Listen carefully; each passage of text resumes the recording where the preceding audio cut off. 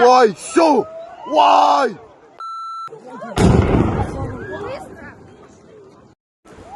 Why so? Why?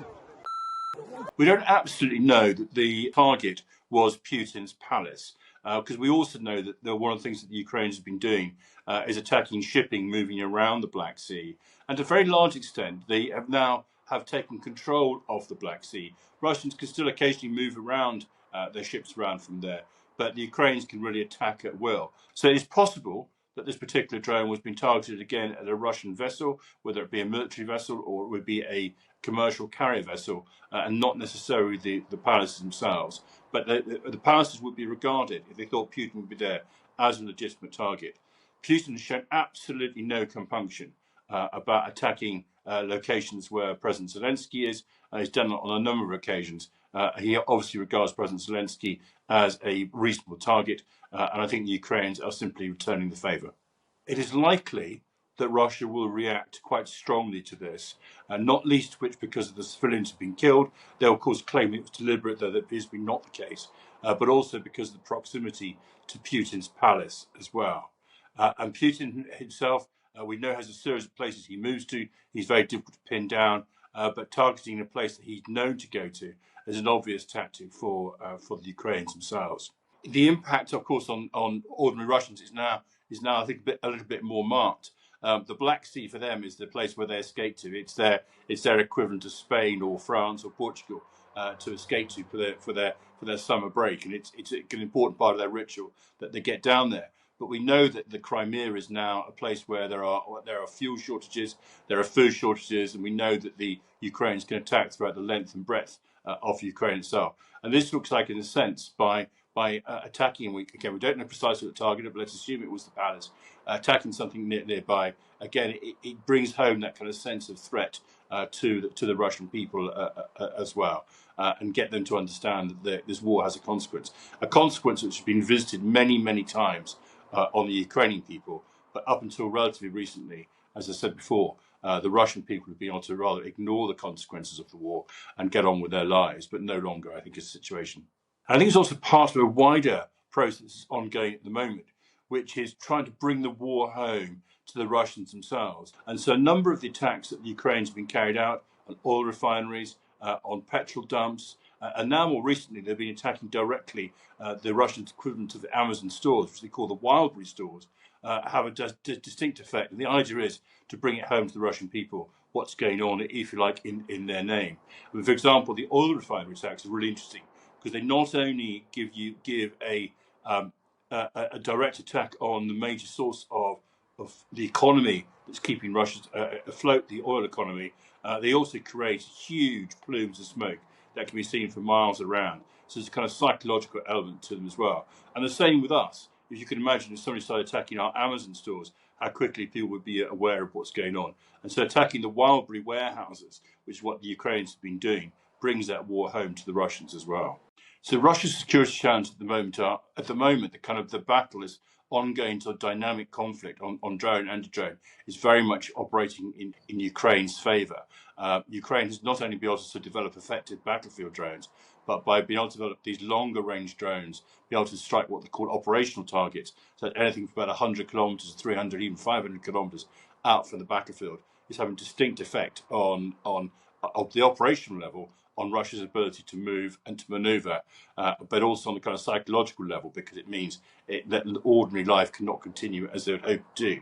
Add on that the Ukraine's strategic strikes, and they're being able to hit targets as far away as near Vladivostok on the Pacific, but also directly northwards in the area of St. Petersburg and Moscow.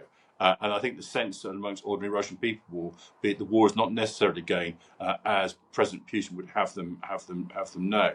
So that's at that level from there. But Russia still has huge resources, and that's something which is always going to be a challenge for Ukraine to manage. It may be uncomfortable. It may even be difficult for Putin at the moment in terms of what he's doing, but he's basically converted his country into a war economy. And while there are problems being stored up in terms of finance and the future, he is reluctant to climb down from his position and reluctant to give up his ambitions to conquer Ukraine.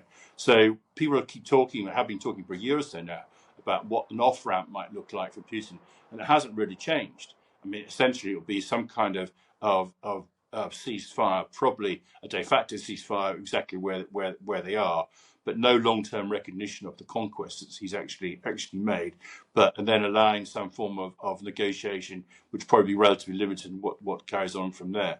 But he's reluctant to do that because he's created this this picture, this narrative in Russian people's minds that the regime he's fighting with, the regime he's engaged with in Ukraine, to use the words they used right back at the very beginning, are sort of neo-Nazi drug dealers. I mean, when you portray your enemy in those really black and very sort of bold terms, it's very hard then to have a conversation with people saying, well, we now need to go and talk to them. And that's a situation that Putin's got himself into. So his narrative is all about destroying Ukraine and preventing it from joining NATO. And he's got very little wriggle room he's given himself in order to explain to the Russian people why it's now in his interest to have some kind of ceasefire. And I think that's one of the difficulties that they've got. So there's a strategic difficulty faced now with an operational difficulty, which is on balance, and it is on balance. Ukraine has the advantage on the battlefield. Certainly, at the operational level, the tactical level, they also seem to be able to hold the Russians in terms of defensive positions. But it's probably hard for them still to conduct major offensives for exactly the same reasons as it's hard for the Russians. The death zone works both ways. It's a zone that stops both sides from being able to manoeuvre easily. The next question, I suppose, is what happens next. I mean, certainly they're shocking images when you see people innocently enjoying themselves on holiday being killed, even though probably the target was a legitimate military target. Nonetheless, there will be shock as a result of that. My expectation, therefore, will be that Putin will try and exploit this for propaganda purposes, and he'll also try and exploit it in terms of some kind of attacks. Bear in mind that whilst this appears to be entirely accidental, however tragically in terms of what happened, Putin continues to deliberately attack residential areas inside Kyiv and other major cities.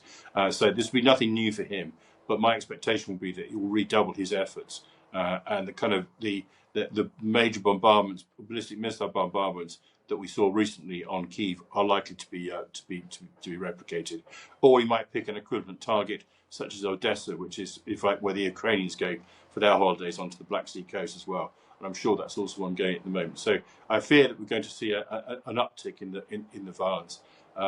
Sadly, Putin's unlikely to use this as an opportunity to say, okay, right, we're not really achieving anything. Let's time for a kind of ceasefire, which I think is what most people would want and hoping to do.